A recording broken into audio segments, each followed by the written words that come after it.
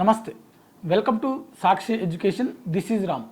Banking ఉద్యోగాల కోసం సన్నద్ధమవుతున్నటువంటి అభ్యర్థులకు శుభవార్త.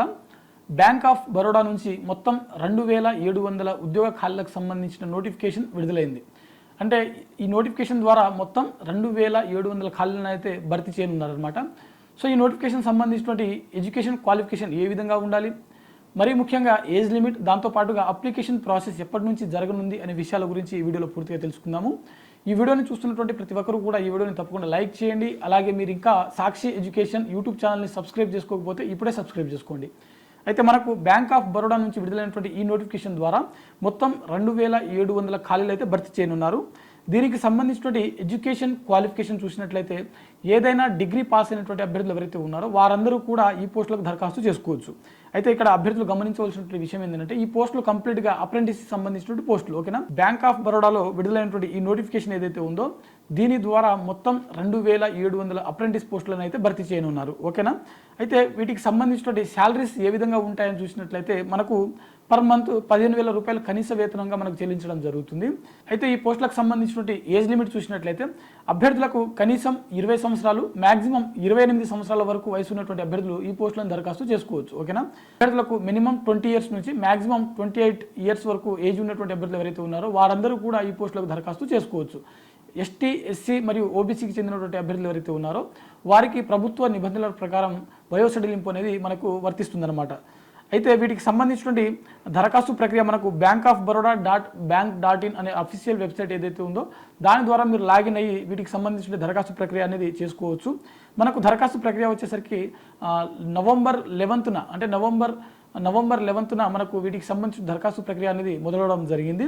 డిసెంబర్ 1న వీటికి సంబంధించిన దరఖాస్తు ప్రక్రియ ముగియడం జరుగుతుంది. ఓకేనా, ఈ టర్మ్ వచ్చేసరికి మనకు అంటే అప్రెంటిస్ సంబంధించిన టర్మ్ వచ్చేసరికి మనకు 1 ఇయర్ అనేది ఉంటుందన్నమాట. ఓకేనా, 1 ఇయర్ పాటు ఈ అప్రెంటిస్షిప్ పోస్టులు అనేది మనకు ఉంటాయని చెప్పి ఇక్కడ మెన్షన్ చేయడం జరిగింది. మరి ఖాళీలు చూసినట్లయితే మనకు మొత్తం 2700 అని చెప్పుకున్నాం కదా. ఇందులో మనకు ఆంధ్రప్రదేశ్లో మనకు 38 ఖాళీలు అయితే ఉన్నాయి ఓవరాల్గా ఆంధ్రప్రదేశ్ స్టేట్లో. తెలంగాణ స్టేట్లో వచ్చేసరికి మనకు 154 ఖాళీలు అయితే మనకు తెలంగాణ స్టేట్లో ఉన్నాయి. వేరే వేరే స్టేట్లో మనకు ఇంకా చాలా పోస్టులు ఉన్నాయి.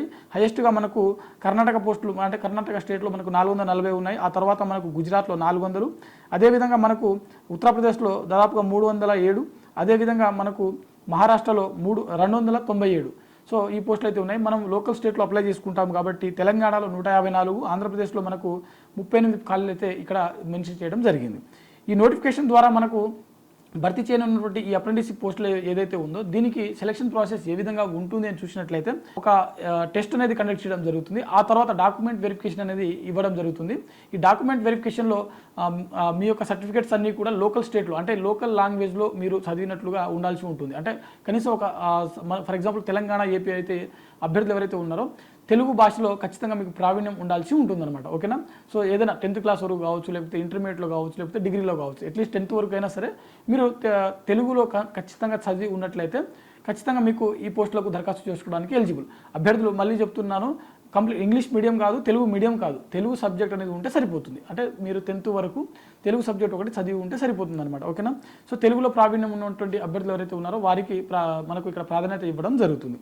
సో ఇది మనకు బ్యాంక్ ఆఫ్ బరోడా నుంచి విడుదలైనటువంటి మొత్తం 2700 అప్రెంటిస్ సంబంధించినటువంటి పోస్టులు ఏవైతే ఉన్నాయో వాటి యొక్క భర్తీకి సంబంధించిన కంప్లీట్ డీటెయిల్స్ అనమాట. ఇది ఇవాల్టి వీడియో.